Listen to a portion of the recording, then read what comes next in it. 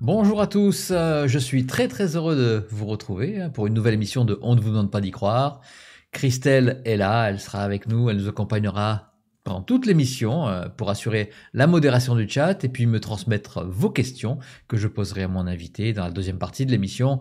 Vous en avez l'habitude, alors je suis très heureux de retrouver, de trouver.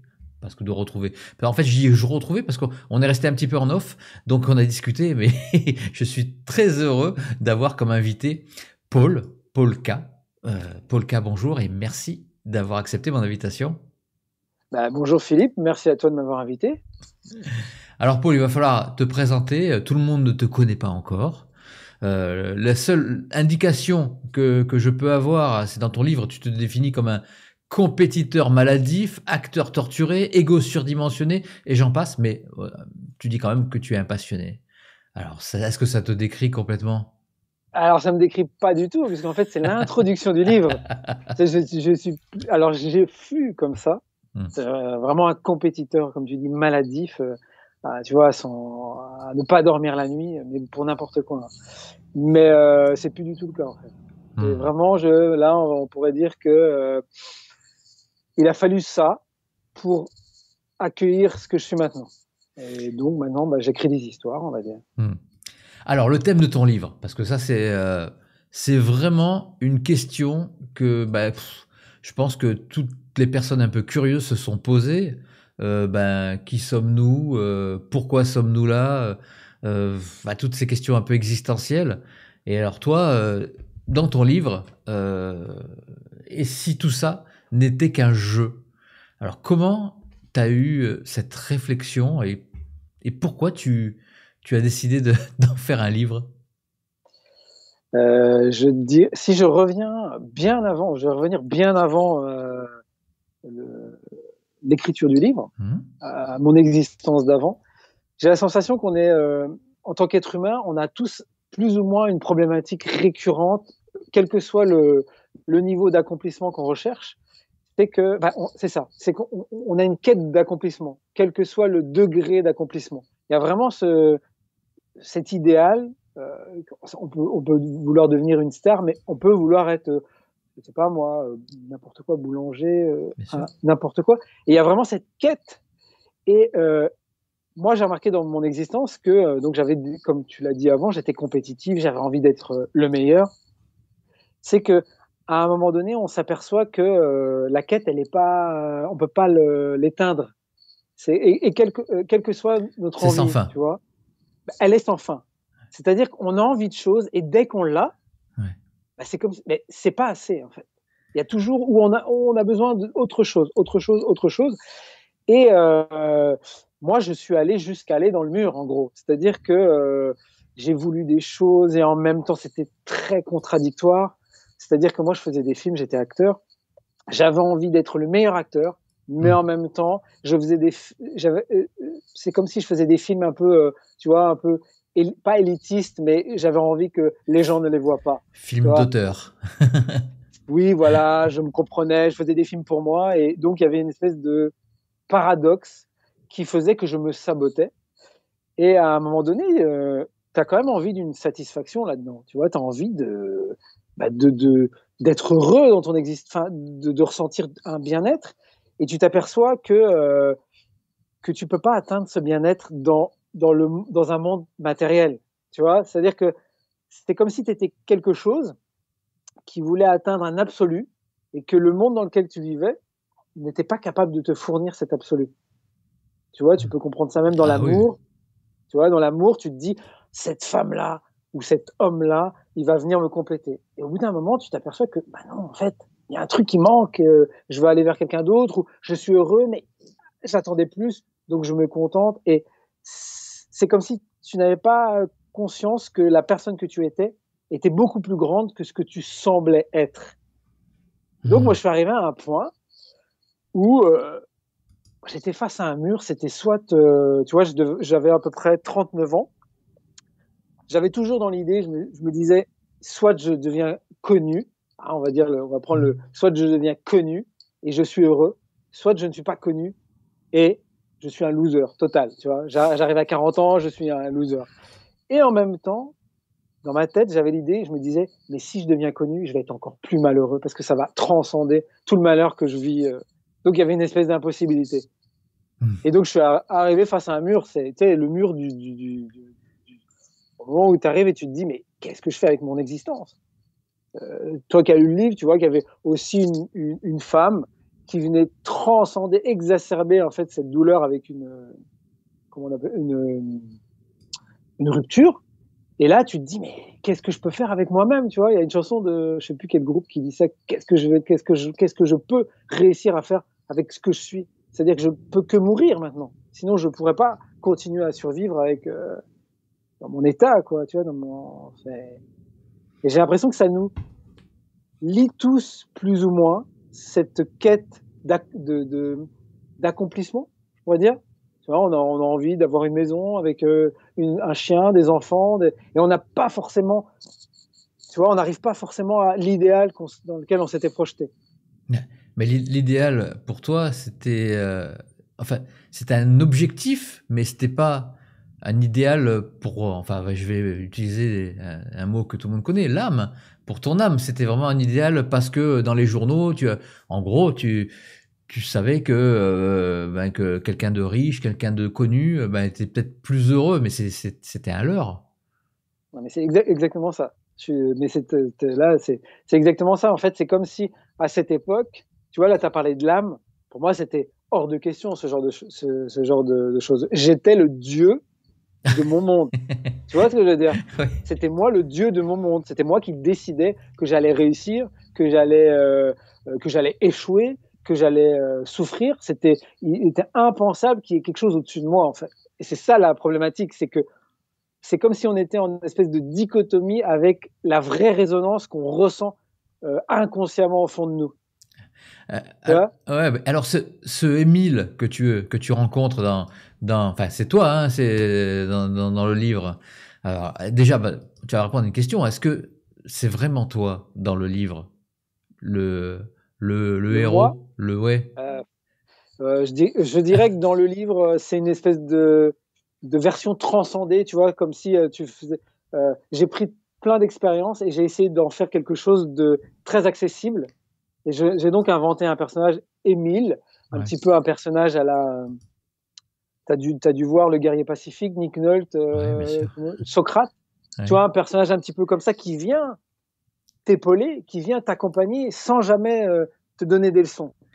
Ah ouais, comme il te met sur une voie en fait, il te met sur la voie pour que toi-même, je dis que c'est toi, mais est-ce que c'est toi vraiment mais bon, tu viens de répondre un petit peu. Ton toi transcendé, on va dire, comprenne un petit peu comment fonctionne la vie. Et justement, il prend l'exemple des jeux vidéo et au départ, tu dis ah oui, oui, oui, mais bon, t'es pas convaincu au début. Ah ouais, bah oui. Mais, parce que dans le processus même de l'écriture,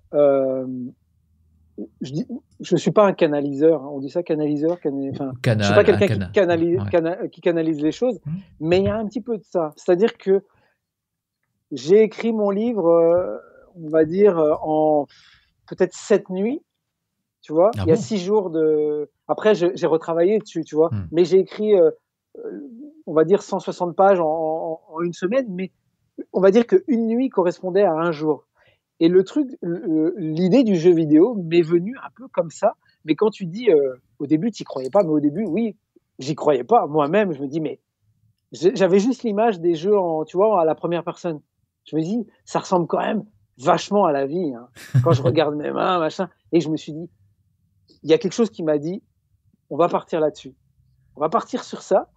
Et Émile est arrivé. Et Émile a commencé à me challenger, on va dire.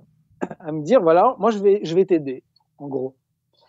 Et après, c'est moi qui a commencé à le challenger. C'est comme si, tu vois, il y avait une espèce de séparation de moi, de moi qui allait prendre l'espace de celui qui lirait plus tard. Je me suis vraiment mis à la place. Enfin, tu vois, quand j'écrivais le livre, je ressentais la personne qui allait le lire. J'étais là en train de me dire, ah ouais, génial, il va se poser ça. C'est pour ça que j'ai inventé une voix intérieure pour prendre un peu un temps d'avance. J'avais tout le temps envie de prendre un temps d'avance sur le lecteur et ne pas essayer comment dire, essayer de me mettre vraiment à la place pour me dire, on va poser ça comme question après. On va toujours avoir un temps d'avance pour que ça soit une espèce de déroulé et pour que ça soit très accessible et facile à lire et que ça soit un voyage, en fait. Comme le voyage que j'ai fait en l'écrivant. Ah oui, c'est bon, ça c'est réussi en tout cas. Alors cet Émile, qu'est-ce qui va t'enseigner et quels sont les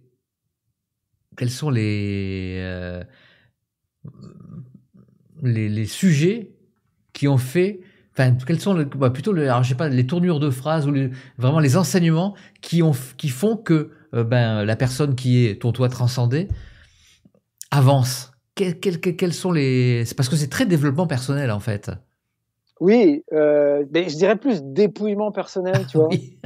Tu vois, c'est vraiment un truc c'est marrant parce que j'ai relu dernièrement et en discutant avec une personne et j'avais pas la sensation je me suis dit, mais c'est vrai qu'au départ, à un moment donné, je pouvais être fermé comme ça, comme le personnage au début, et et être dans un espèce de déroulé qui fait que je ne voulais pas que ça soit acquis d'avance.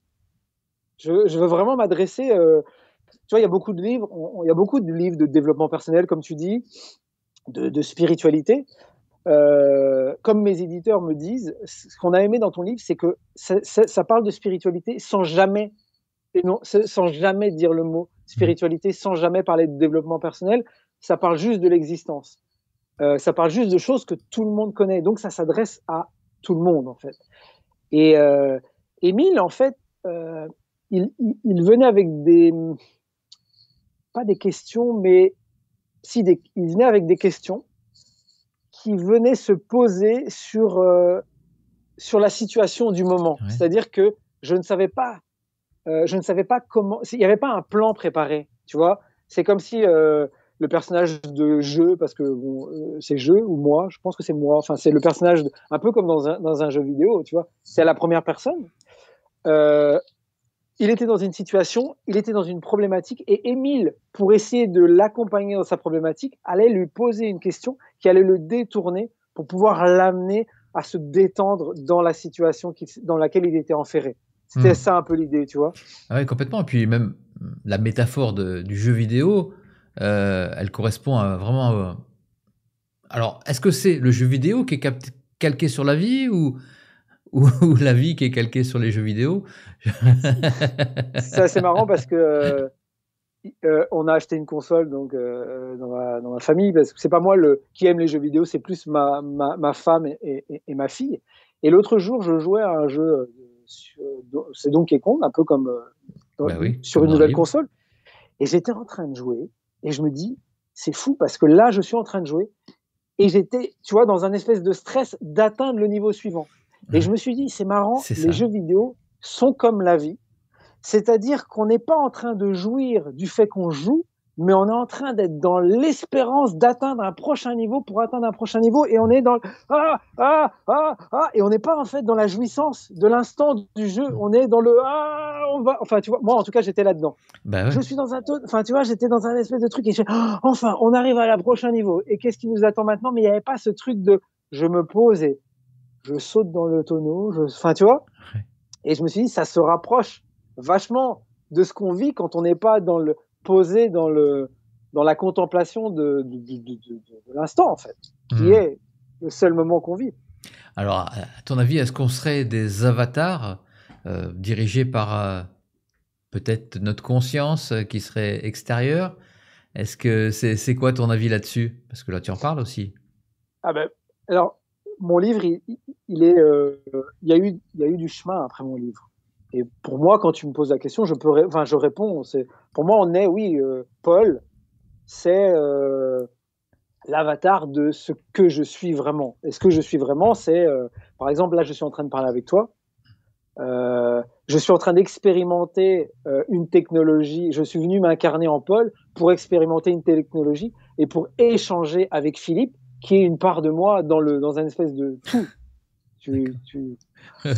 Je sais que tu comprends totalement. Bah oui, et puis tous les internautes avec tous les gens aussi. Que tu as. Oui. Complètement. Mais pour moi, c'est une évidence. Enfin, tu vois, je vis ça dans le. après mon livre, il y a eu beaucoup d'expériences qui ont été faites et qui m'ont amené à, et le livre est un point de départ, qui m'ont amené à me dire, OK, on est dans un jeu et je vois que les moments les plus difficiles de l'existence sont les moments les plus, pour moi en tout cas, les moments les plus jouissifs à expérimenter ce jeu. Et il y a vraiment quelque chose qui vient, tu vois, il y a une densité qui vient s'incarner dans le corps. Il fait, oh mince, qu'est-ce qui m'arrive encore? Et d'un coup, il y a un effet de recul qui fait, n'oublie pas que c'est dans le jeu, Coco. C'est là que c'est intéressant. C'est pas quand tu es tranquille, tu vois, c'est là que la partie prend tout son sel, toute sa sève, tu vois. Bah, dans ton livre, tu es bien aidé par Émile. Enfin, toujours pareil. T'as ton toit, ton toit. Comment tu as dit ton toit? Ben, quand je dis moi transcender, Ton transcendé, voilà. En fait, je voulais expliquer que j'ai pas vécu 6 jours avec quelqu'un qui m'ont amené à ça. C'est mais justement, il y a plein de. Le Émile, c'est comme si c'était une conscience qui était venue s'incarner, justement pour que toi, tu suives un petit peu, parce que si c'était ton toi transcendé, peut-être que ne croyait pas évidemment à sa petite voix intérieure pour lui faire suivre un chemin. Et là, le Émile, il s'incarne vraiment, et puis voilà, il va te montrer le chemin, il va te titiller, il va justement pour que tu comprennes les rouages de la vie. C'est marrant, c'est bien trouvé, je trouve, cette personne qui est incarnée et qui va te. On sait pas, en fait, on sait pas qui c'est, ce Émile. Non, oui. On sait jamais. Il y a jamais. On sait au début. On se dit c'est un ange gardien à un moment. Moi, je croyais que c'était un ange gardien. Parce que le personnage principal se dit, ce gars vit soit dans un carton, soit dans un château. C'est tu vois, il y a quelque chose de. Et pour moi, ce qui est intéressant, c'est que c'est presque une sorte. C'est un combat du côté du jeu, parce qu'il essaye de toujours de mettre en. Il essaye de piéger Émile par des questions, des fois que tu dis. Moi-même, je me disais, mais je vais jamais réussir à répondre à ça. Tu vois, j'étais là, je me mettais en difficulté, je me dis, allez, je vais lui mettre ça dans la tronche, et qu'est-ce qu'il va me dire? Et il y avait un truc qui se mettait, tu vois, et qui venait répondre tranquillement, et à chaque fois, je me disais, mais. Et il y avait la voix off qui disait, mais il va t'avoir. Et je mettais, tu vois, il va t'avoir encore, fais pas le malin, il sait. Et en gros, c'est la personne, en fait. Ce que je dis dans le livre, c'est que le lecteur sait déjà tout ce que Émile lui raconte, il l'accueille parce qu'il c'est en lui, c'est un peu une sorte de conclusion, mais c'est ça, c'est un chemin de déverrouillage de trucs qu'on a, on a les clés, on est là, on nous montre juste où sont les clés, d'une façon pertinente, mais en même temps d'une façon un peu, comme tu dis, où c'est un jeu et à des moments tu tombes dans tes propres pièges, tu vois, oui. j'essaye de piéger et fait, ah mince, il m'a eu, et puis tous les personnages de jeux vidéo, comme dans la vie, là tu le dis aussi, hein, ils ont des forces, bon tu le dis pas comme ça, mais des forces et des faiblesses en fait, et c'est ce qui fait que la vie elle va être plus compliquée pour certains, plus facile pour d'autres, mais quand même on peut évoluer quand même, rassure-moi. On peut gagner des points. Ah oui, mais on gagne des points à chaque fois qu'on se confronte à. Tu vois, on est souvent dans des. On le voit. Il suffit de penser à des gens, même à nous-mêmes. On est dans ce qu'on appelle des cercles infernaux. On voit. Je donne toujours cet exemple de en couple. On se met avec quelqu'un, ça ne va pas, on le quitte ou on est quitté. On se met avec une autre personne, ça a l'air mieux. Au bout de 6 mois, il y a un truc, on se dit mince, ça va pas à nouveau, et on s'aperçoit que le point commun de tout ça, finalement, ça reste nous, et qu'il y a un petit truc à changer. Généralement, c'est émotionnel, il faut comprendre un truc, il faut se confronter à quelque chose, et ça, c'est comme un niveau de jeu. C'est comme si on vivait une émotion. C'était un sujet avant, ce n'est plus un sujet, et on peut passer à autre chose. On peut passer à une autre émotion qui est bloquée, et c'est un peu les niveaux, c'est un peu nos niveaux de jeu, on va dire, niveau d'expérience, tu vois. Oui. Et on passe d'un truc à l'autre, on rencontre les gens qu'il faut. On est toujours. Justement, là, tu rencontres les gens qu'il faut. On parle un petit peu de synchronicité. C'est comme si c'était quand tu parles. Je crois que c'est Agathe. Agathe. Voilà, tu la rends. Je crois que c'est pas toi qui la rencontres par. Enfin, ton toi transcendé, qu'il rencontre par hasard. Je crois que c'est plutôt Paul d'abord. Enfin, je sais plus où toi d'abord. Et Paul, Émile, pardon. c'est Je- dans un magasin, tu vois, c'est une histoire de tu rencontres, tu vois Ouais. une fille, waouh, voilà. Et après Et Émile voilà, vient, c'est. tu vois, Émile vient s'intercaler comme ça et vient faire poser des questions sur la fille, enfin, sur ce qu'il ressent. Et il y a tout un truc qui vient titiller le personnage du lecteur et qui vient interférer, mais d'une façon évidente. Enfin, Émile s'en amuse et Ouais. enfin, le jeu, il est un peu, enfin, il est un Ouais. peu troublé, mais ça ne fait qu'accentuer finalement le parcours. Ouais, jusqu'à une invitation à un moment où voilà, donc bon, je vais pas spoiler Ouais, non ouais. plus, mais voilà, c'est mais donc ouais, c'est tu crois que tout est écrit?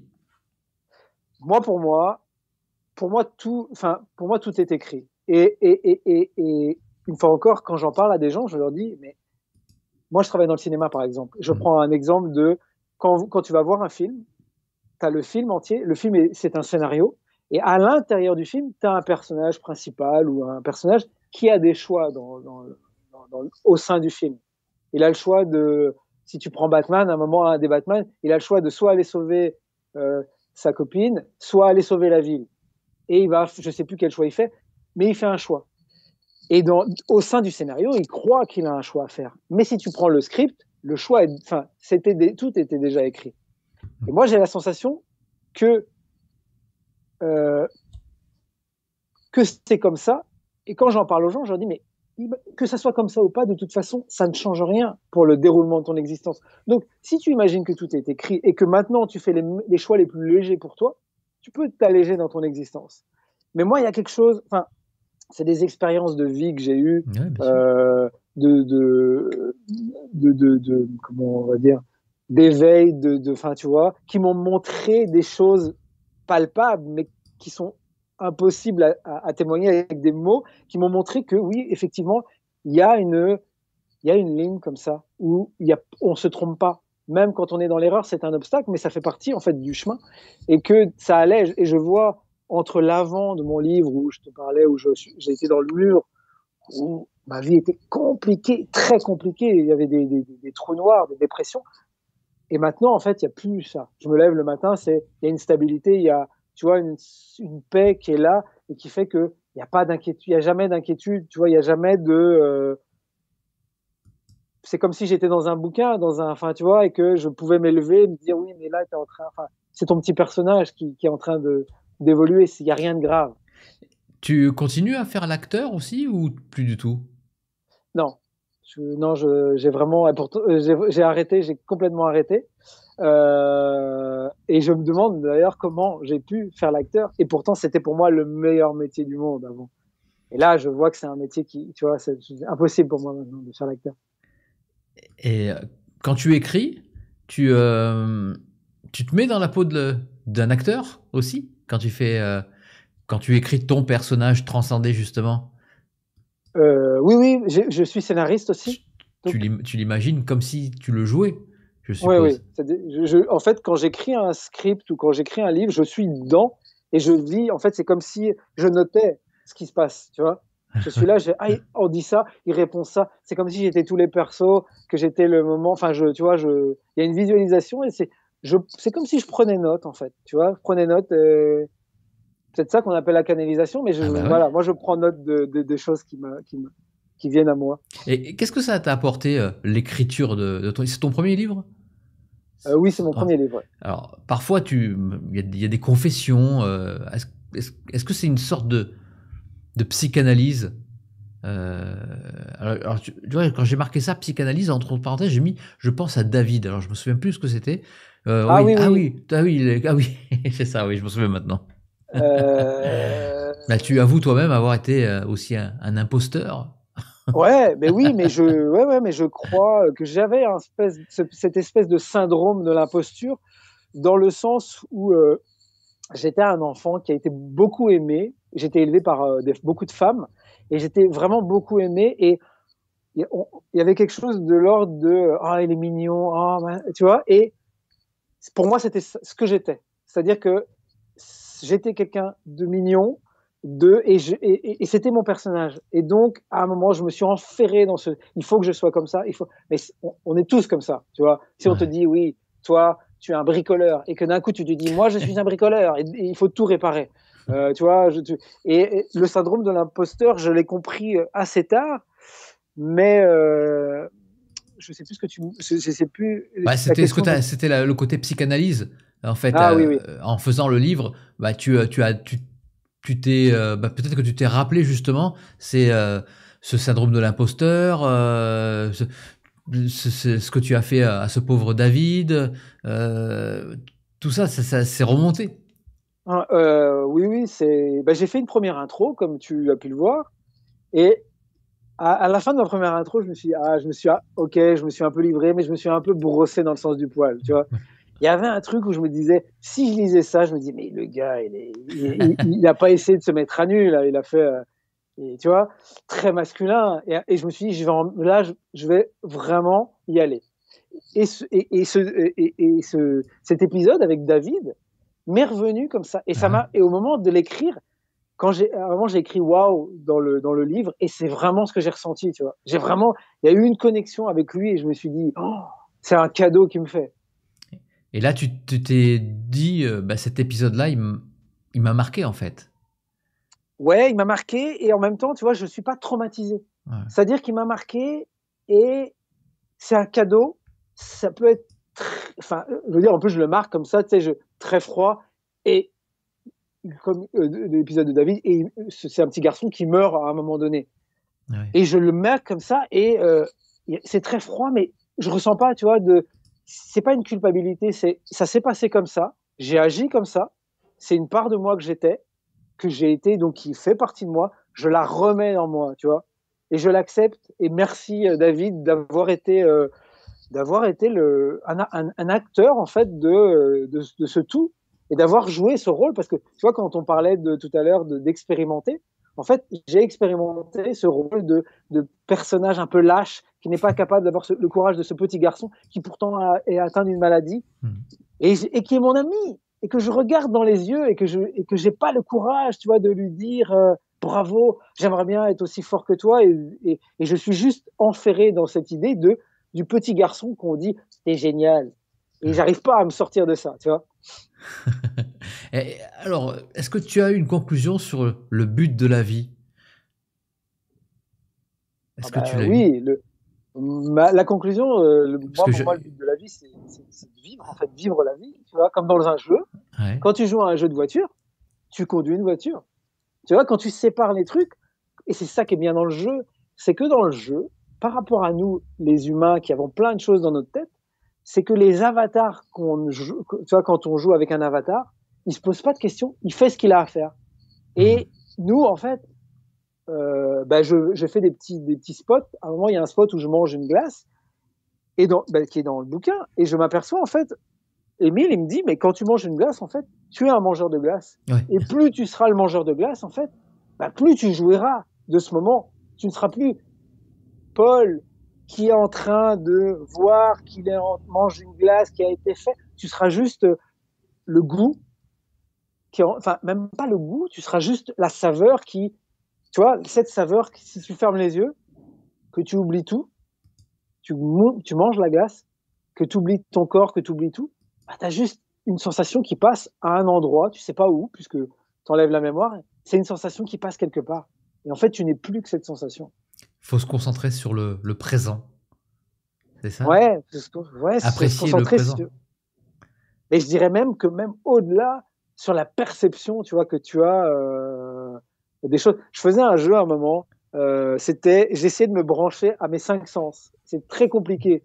C'est-à-dire que tu es là, par exemple, je suis avec toi, je te vois, je sens que je suis assis sur un fauteuil, je sens que dans ma bouche, tu vois, il y a une saveur. J'essaie d'écouter ce qui se passe, et quand tu arrives à te brancher à tes 5 sens, il n'y a plus rien, en fait. Tu Hmm. n'es plus qu'un point au milieu là, tu vois.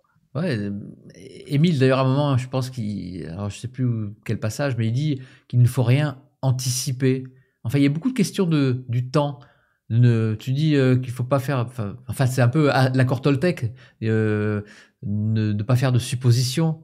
Alors, c'est pas inhérent à la nature humaine, justement, d'avoir toujours, parce qu'on est quand même dans un temps linéaire, nous, on pense toujours un petit peu à la suite. Ouais. Est-ce que pour sortir justement de, de ça, il faudrait sortir du jeu, sortir peut-être, Ah oui. aller voir notre conscience qui est peut-être hors du temps. C'est pas très humain au niveau matériel. En fait, euh, l'idée de si tu ça n'était qu'un jeu, c'est d'accepter la petitesse qu'on est. Tu vois, Mm. l'avatar. Moi, la problématique avant, c'est que je me pensais beaucoup plus grand que je. Enfin, de ma petitesse, je me pensais, mais d'une immensité. Tu vois, tu sais, quand tu lis des biographies, notamment d'acteurs, tu vois Robert De Niro rentrer dans la pièce et la lumière changeait Mm. rien qu'à. Et Et ouais. moi, je me suis dit, moi, je veux être comme ça. Mais en fait, quand tu es dans la réalité, tu t'aperçois que c'est pas vraiment comme ça. Alors évidemment, peut-être qu'à des moments, tu as des moments de génie, des moments où tu vois, il y a quelque chose qui traverse. Mais accepter le jeu, accepter d'être l'avatar du jeu, c'est accepter sa petitesse. Et effectivement, dans le jeu, tu vas d'un point A à un point B, il y a un temps. Et si tu veux t'extraire du temps, ce qui est possible, c'est effectivement, c'est tu deviens le joueur, tu deviens la conscience. Mm. Tu deviens celui qui tient la manette, qui est derrière toi, et tu sais pas en fait si derrière celui qui tient la manette. Tu sais, c'est un peu comme Il y a dans Men peut-être. in Black. Je sais pas si tu te rappelles le premier épisode où à la fin ça se termine avec des billes, c'est Ah des oui. extraterrestres qui prennent, etc. Il y a un côté comme ça. Mais je sais pas si tu as fait l'expérience de ce genre d'état de conscience modifié où d'un coup le temps s'arrête, il y a plus de choses il y a vraiment quelque chose qui s'arrête. Tu peux enlever comme dans Matrix. T'enlèves le tout, t'enlèves, il n'y a plus rien. Et tu t'aperçois que c'est ça, la véritable essence de qui tu es. Mais dans le jeu, voilà. Et quelles expériences tu as fait pour en arriver à ces états modifiés de conscience? Hum, C'est en euh, méditation?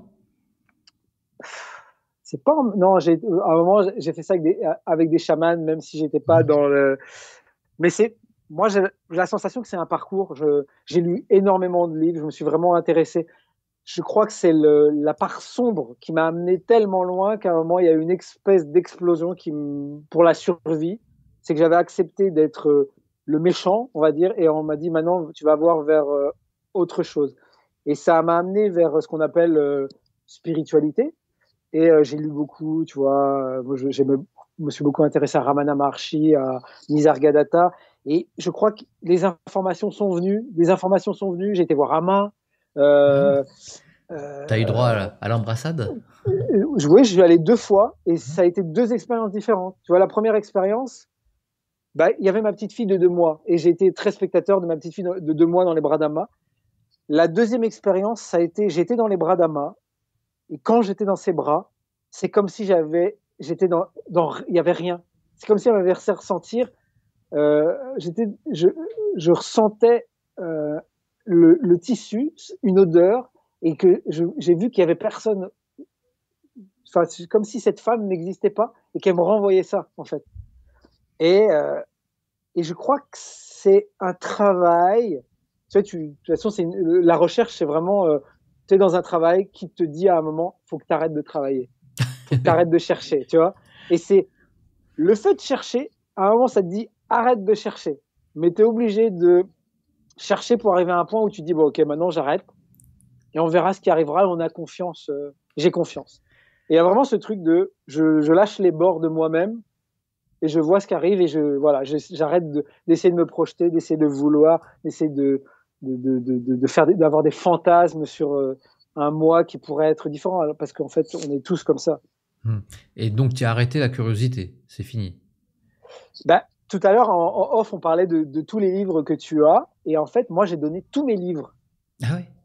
parce que je me suis dit, si j'ai ces livres encore chez moi, ça veut dire que j'en ai besoin encore, tu vois.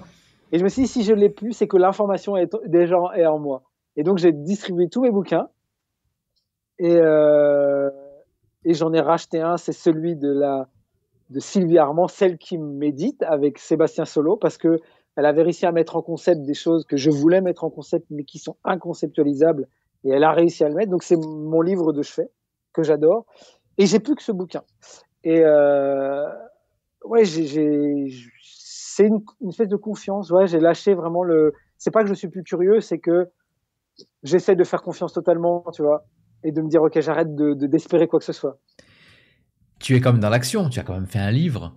Oui. Donc, l'action est importante. Tu laisses pas l'univers te gouverner ou peut-être cette conscience supérieure, peut-être qu'elle quand même te demande de te mettre en action pour faire des choses, pour arriver à un point A, un point B, quoi. Ben, tu vois, par exemple, j'ai l'impression que on m'envoie quelque chose. Par exemple, le soir où je t'ai contacté, je devais être sur ma tablette, je regardais, d'un coup, je te vois, et je me dis, oh, mais ça serait génial que je lui envoie. Et j'envoie, et tu m'as répondu, mais pratiquement tout de suite, quoi. Et il y a vraiment ce côté où c'est ça l'action. C'est-à-dire que c'est comme s'il y avait quelque chose était initié, et moi, je devais être aux aguets et de dire, OK, ça c'est bon pour moi, je le fais. Là, par exemple, que tu m'invites, pour moi, c'est une espèce d'aubaine, parce que moi, c'est une petite maison d'édition qui a été presque, tu vois, par exemple, le livre, c'est presque la maison d'édition, si je réfléchis à comment ça s'est passé, c'est presque, elle a été créée pour Ouais. le livre. Comment elle s'appelle cette maison d'édition? C'est Ilia. édition. Ilia édition. Ouais, ben voilà. Ouais, il y a édition. Et là, tu me demandes si je suis dans l'action. Moi, l'idée, c'est que j'ai vu comment ça a collaboré avec Ilia. C'est eux par exemple, c'est Sylvie qui a créé la couverture, la pochette. Enfin, oui, la couverture. Et j'aurais jamais eu cette idée-là, tu vois. Parce que je me suis dit, oui, et je trouvais ça génial. Donc, les choses se mettent, et moi, je dois accepter, j'accepte, on va dire. J'accepte, et en venant avec toi, pour moi, l'idée, c'est par rapport à tout un pan de livres de spiritualité, c'est que j'essaye de m'adresser à des gens qui ne seraient pas intéressés par ça. Et tu vois, l'autre jour, je faisais une interview avec un ami, on essayait de créer l'interview parfaite. J'avais préparé des choses, tu vois, pour ne pas oublier quoi que ce soit. Et d'un coup, on fait une pause et on regarde Internet, et on regardait Hot Ones. Je sais pas si tu vois Hot Ones avec Kian Kojandi. Non, ça me dit rien du tout. Tu vois Kian Kojandi, celui qui fait Non. Bref. Ah oui, bien sûr, bien sûr. Et je regarde Hot Ones, qui n'est pas un truc que j'aurais regardé. Et je vois en fait donc Kian Kojandi, qui interroge des gens en mangeant des sauces piquantes. Oui, donc, mais je crois que j'ai vu ça. Tu vois.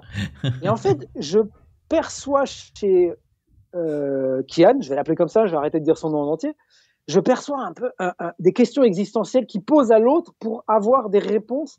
Et comme chez toi, ce que j'ai perçu chez toi, c'est une bienveillance, mais une espèce de bienveillance. Et je me dis, ces gens, c'est des vecteurs pour mon bouquin. Parce que moi, je ne connais pas plein de monde. Je suis dans une petite maison d'édition. Et mon but, en fait, c'est de transcender le message qu'il y a dans ce bouquin. Parce qu'il m'a l'air accessible, très accessible. C'est-à-dire que c'est presque un livre qui a l'air de ne pas y toucher. Tu vois, pour moi, c'est un cheval de Troie.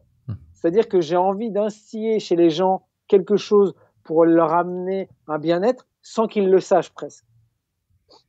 Et donc, toi, tu es un vecteur, et je me suis dit, je vais essayer de rentrer en contact avec Kian Kojandi, parce que j'aimerais qu'il fasse le film de mon livre en jouant ce personnage de jeu. Parce qu'il y a beaucoup de gens qui me disent, on voit un film, on aimerait qu'il y ait un film, parce qu'on voit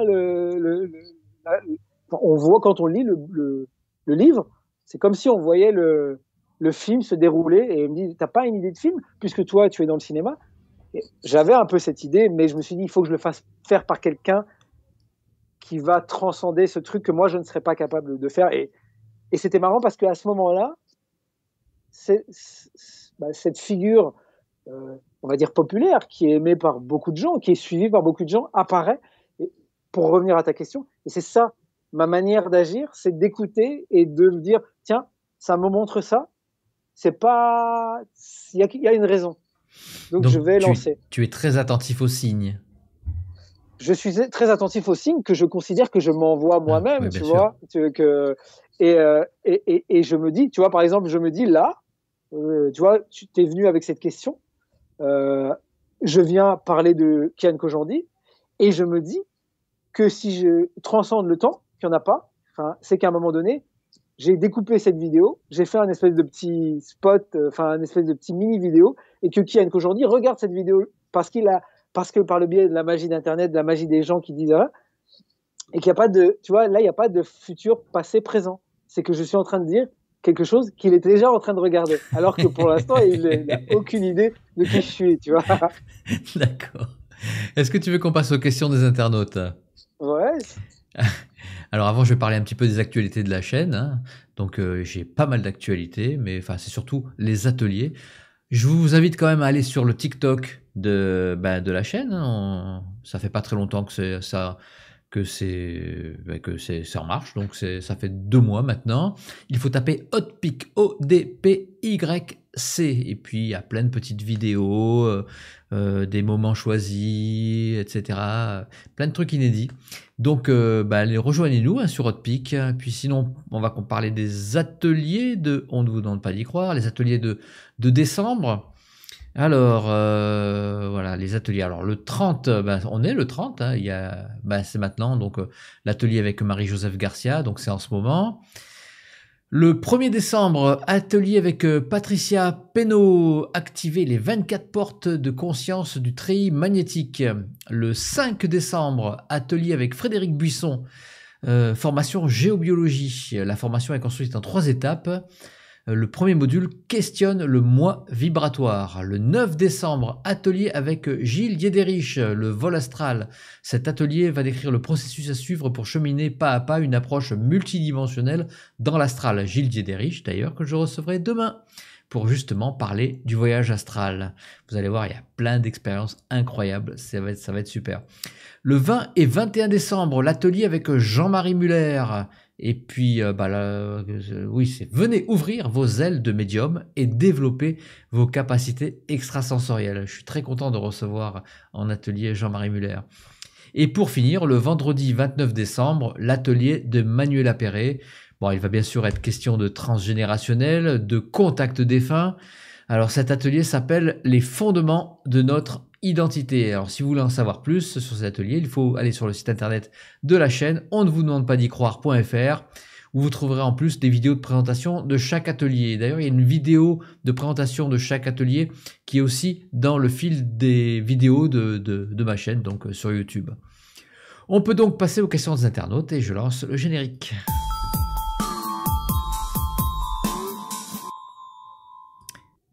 Merci beaucoup à Christelle qui m'a envoyé toutes ces questions. Donc on va commencer par la première. C'est Monsieur Seb. Hello. Et si tout ça n'était qu'un jeu, sauf qu'il n'y a ni perdant ni gagnant, non? Bah oui.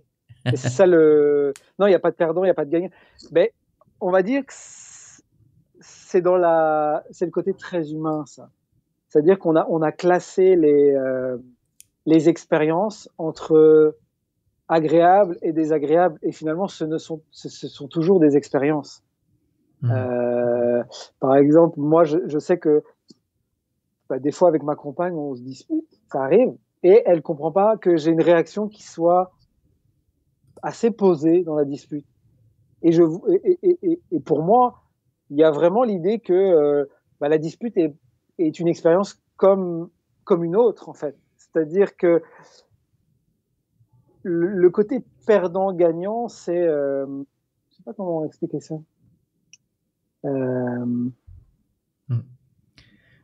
Après, c'est très dans la vie réelle.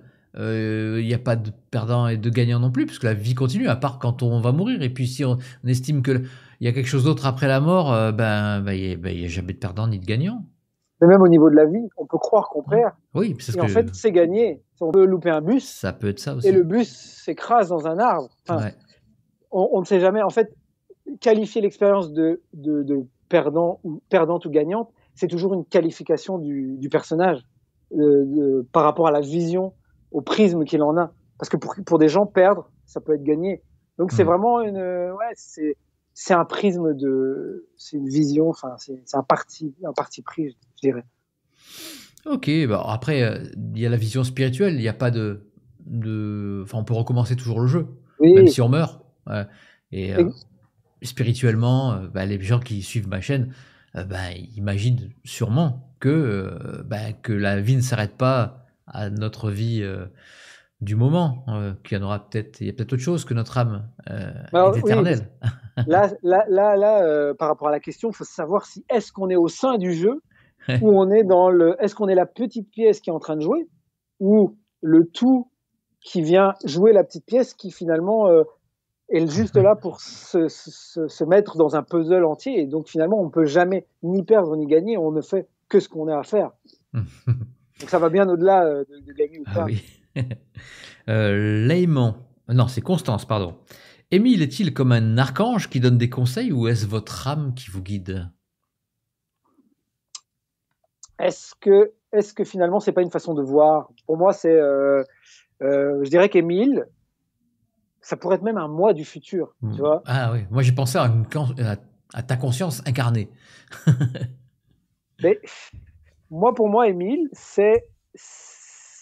on va dire, tout le monde a son Émile. C'est l'attention. Pour certains, ça va être, oui, ça peut être un archange, mais pour certains, pour moi, ça va être la conscience. C'est l'être. Tu vois, tu parlais d'âme tout à l'heure, c'est quelque chose qui est plus grand que le petit personnage. Tu vois, c'est quelqu'un qui vient guider. Mais il y en a qui parlent de soi du futur, qui sont toujours là et qui viendraient te guider dans un chemin qui est déjà fait. Philippe Guillemot, on peut en parler. Philippe Guillemot, on dirait ça. D'ailleurs, moi je me suis dit, il n'y a pas de code de triche, tu sais, dans les jeux, souvent dans les vidéos, tu peux avec des manipulations, tu peux avoir des codes de triche pour passer, pour sauter des étapes, sauter un niveau. Et je me disais, mais autant Émile, il est un petit peu comme le code de triche de Paul, pour lui faire prendre des raccourcis. Ouais, tu te dis ça Je me suis posé la question. Après, moi, je suis un peu tordu aussi. Hein. Ouais.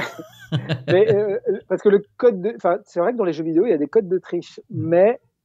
Et ça pourrait être, je laisse venir un peu là, ça pourrait être Émile qui te donne, s'il n'avait pas été là, le personnage principal n'aurait pas vécu son existence de la même manière. Exactement. Mais est-ce que Émile, dans l'histoire, on en parlait tout à l'heure, est-ce que Émile, dans l'histoire, ne s'inscrit pas à ce moment-là?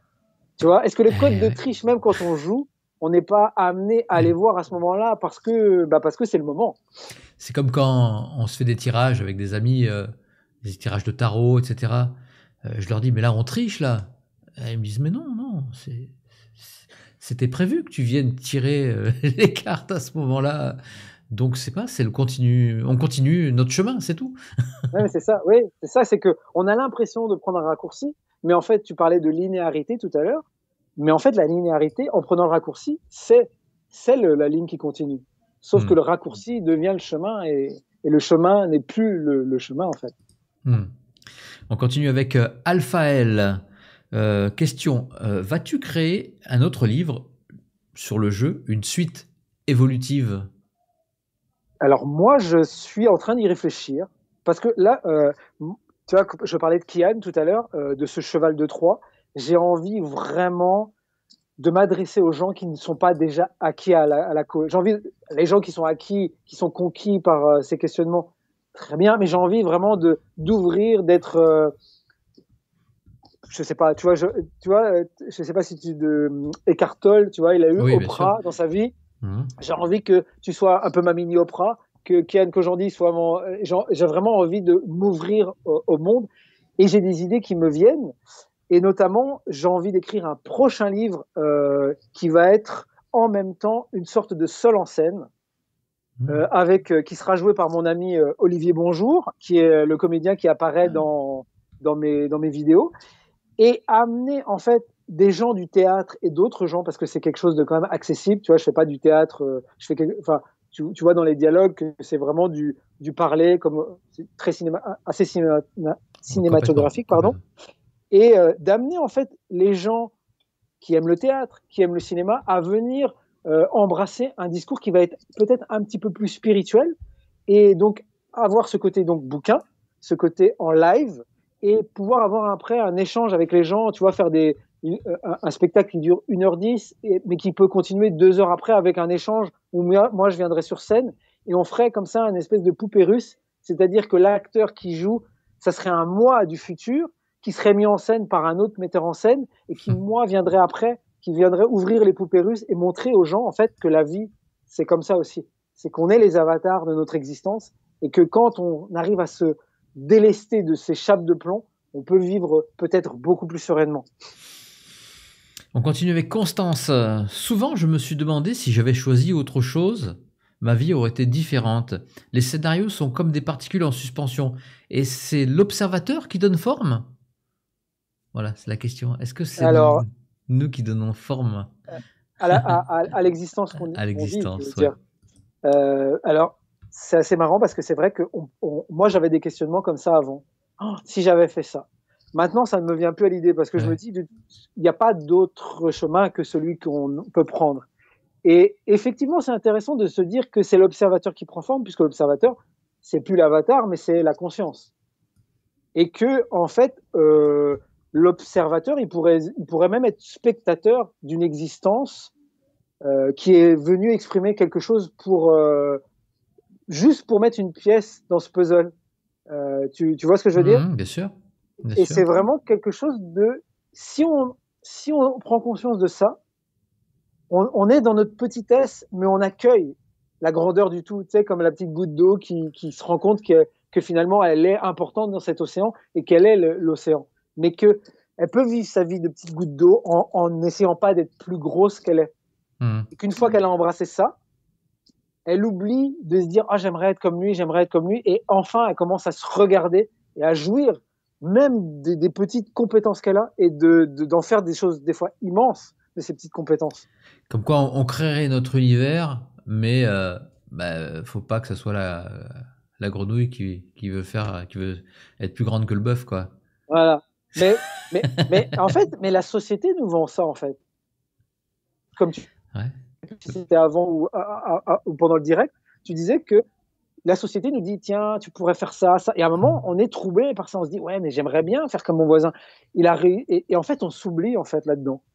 Et si on a le luxe de pouvoir se poser et se regarder et de se dire, je suis pas si mal que ça, en fait. Et je vais faire avec mes petits moyens. Et en fait, tu t'aperçois que tes petits moyens, ils sont énormes. C'est vrai, c'est vrai, c'est vrai. On continue avec Ghislaine. Question. On serait dans une pièce de théâtre avec de nombreux actes? C'est un petit peu ça. Oui, oui, on pourrait dire l'enfance, on pourrait dire l'adolescence, on pourrait dire à un moment il y a la conquête, après il peut y avoir l'expérience, et après il peut y avoir des actes qui sont mis différemment, tu vois, le travail, la vie amoureuse, après les actes peuvent se mélanger. Enfin, ouais, on peut même imaginer un livre. Je sais plus qui c'est qui voyait ça comme une BD. Il disait, on a l'impression d'être dans une BD. Et on croit qu'on est un personnage dans la BD. Mais quand on s'aperçoit qu'on est toute la BD, on voit les choses différemment. On n'est plus dans cette petite case, tu vois. J'aime bien la question suivante. C'est une question de Laurence. Le jeu évolue-t-il pour vous avec le passage de la 3D à la 5D? Alors, c'est vrai que je suis pas... Est-ce qu'on va évoluer comme ça? Moi, je crois que pour prendre ce vocabulaire, cette sémantique 3D, 5D, on va dire que la 3D, ça va être le monde, la dure réalité, d'accord? Et moi, j'aime bien parler de ce paradoxe on croit qu'on est assis sur une chaise, on est assis sur une chaise qui existe et en même temps qui n'existe pas. Et on pourrait dire que la 3D et la 5D pourraient être ces deux mondes qui coexistent et qu'on accepte ou pas, parce qu'avec notre cerveau d'avatar, on a du mal à faire coexister deux vérités qui sont totalement paradoxales. On a du mal à se dire, je suis assis sur une chaise qui est dure, puisque je suis en lévitation au-dessus, enfin, je suis assis sur du dur, mais en même temps, cette chaise, si on la regarde avec un microscope, ce n'est que de l'énergie. Ouais. Elle n'existe pas, tu vois. Elle est onde ou particule, hein. Ouais. Peut-être. Et c'est ça le paradoxe. C'est que si on arrive à croire à l'incroyable, on rentre dans une autre dimension. si ça devient intrinsèque, si c'est plus intellectuel, et si tu arrives si cette information vient percuter quelque chose en toi qui est, tu peux commencer peut-être à vivre dans ce que certains appellent la 5D, en fait. On est entouré de photons. Voilà. Oui. On se mélange, on croit qu'on est, mais en fait, finalement, on n'est que une espèce d'énergie, de marée énergétique. On devrait traverser les murs. C'est pas normal. C'est ça qui est compliqué. Pourquoi on traverse pas les murs? Non. Alors moi, je pense, tu sais pourquoi on traverse pas les murs? Parce qu'on n'y croit pas assez. Ouais, mais tu vois? Alors il y a un paradoxe quand même, parce que quelqu'un qui a un accident de voiture, il sait même pas qu'il va percuter notre voiture. Ouais, mais il sait au très fond de lui, dans la moindre de ses molécules, il sait son corps, en tout cas son corps sait que s'il a un accident, il va s'écraser. Tu vois? Non mais tu comprends ce que je veux dire? Ouais. Peut-être. Bon là, il peut y avoir débat. Il peut y avoir débat. On continue avec Laurence. Ce serait comme Jumanji Next? Je sais pas si je l'ai vu Jumanji Next. J'ai vu le 1. J'ai vu les deux versions du premier, mais Next, je l'ai pas vu. Alors, je crois que dans Jumanji Next, j'ai vu peut-être des bandes annonces, c'est que tu as les personnages qui sont dans la réalité, ils sont envoyés dans le jeu qui est un jeu en réalité virtuelle. Je l'ai vu, oui, je m'en souviens. Mais je l'ai pas vu, donc ce sera peut-être plus à même de répondre. Non, je m'en souviens plus en fait. Hein. Mais je l'ai vu. Je sais que je l'ai vu, mais non, je vais pas débattre là-dessus. Je ne m'en souviens plus. Donc, faudrait que je le revoie. Mais ça pourrait être, on va dire que ça pourrait être une, comme j'ai dit, poupée gigogne. C'est ça en fait, le personnage qui joue avec un avatar, qui pourrait lui-même jouer avec un avatar, etc., etc. Donc ça voudrait dire que nous, qui on est, à quelle place on se met, en tant qu'individu qui voit ses mains, on est un avatar, mais qui est, quand tu prends une grande inspiration, que tu oublies l'avatar, qui es-tu réellement en fait?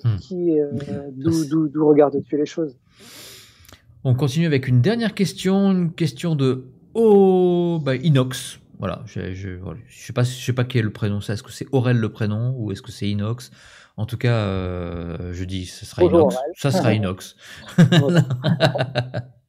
Voyez-vous le jeu comme un jeu par palier? Certains sont à un certain niveau, mais d'autres à un niveau inférieur ou d'autres à un niveau supérieur. J'aime pas trop le côté supérieur, inférieur. C'est la question. Tu vois, moi, j'ai la sensation qu'on est tous sur un chemin qui va tous vers le même endroit. Tu vois, quand on parle par exemple d'éveil, qu'on est tous ça, et qu'on est à différents endroits. C'est-à-dire que l'autre jour, je faisais, c'était une sorte d'interview comme ça à plusieurs, je sais pas comment on appelle ça, en conférence, et j'avais des amis à moi qui regardaient et qui sont pas du tout dans cette questionnement, ils comprenaient rien. Donc on pourrait dire, tu vois, il dit mais qu'est-ce qu'il raconte, tu vois, et on pourrait dire oui, ils sont à un autre niveau, mais de là à dire c'est inférieur, supérieur, c'est quelque chose de très humain, tu vois, de vouloir mettre des catégorisations. Je crois qu'on est tous là pour expérimenter et on a tous en tout cas dans le jeu, en tant qu'avatar, on est tous là, on est tous là pour jouer une note. Et moi, avant, j'avais l'impression que il fallait jouer la bonne note et que c'était là qu'on était dans la symphonie. Et je me suis aperçu, il n'y a pas longtemps, je me suis dit, mais en fait, non. Même quand on est dissonant, on joue la note qu'on est censé jouer. Même quand on est sur le chemin et qu'on est dans la dissonance, le tout est une harmonie et on joue parfaitement nos rôles, donc on se trompe jamais. Eh bien, merci. Un grand merci, Paul. Et puis, bravo pour ton livre. Hein. Moi, je t'avoue que des fois, j'ai vu la vie sous un autre angle. Voilà. Merci. Merci à toute mon équipe, Christelle, qui était là, qui nous a transmis les questions et qui a assuré elle est trop forte. C'est la meilleure modératrice du monde. Merci aussi à sa maman aussi, que j'embrasse très fort, Laurent Jacques, Cyril, Mathis et Alicia. c'est l'équipe de Nous ne vont pas y croire. Et puis mon fils, Lisandre, qui parfois supplée à Christelle quand elle ne peut pas assurer la modération. Et là, je sais pas, il doit être dans sa chambre justement à jouer aux jeux vidéo. Alors, si vous voulez soutenir la chaîne, il y a un lien PayPal dans la description de la vidéo. N'oubliez pas que c'est en grande partie grâce à vous que l'émission est toujours au rendez-vous. Et puis, évidemment, n'oubliez pas de vous abonner pour ne rien manquer. Vous étiez 104 605 abonnés avant le début de l'émission et tous à me motiver. Je vous fais 104 605 bisous. Merci, merci, merci. Et je vous donne rendez-vous demain, donc à 18h30, avec Gilles Diederich, qui va nous parler de ses expériences des voyages dans l'astral. Paul, je vais te laisser maintenant le mot de la fin. Ah, tu m'as pris au dépourvu. Eh oui, c'est fait exprès toujours. Bien. Qu'est-ce que je Tu peux dire au revoir, hein, c'est tout. Hein. Je vais dire au revoir et je vais te remercier. Hein. Remercier pour l'émission et je te souhaite une excellente continuation.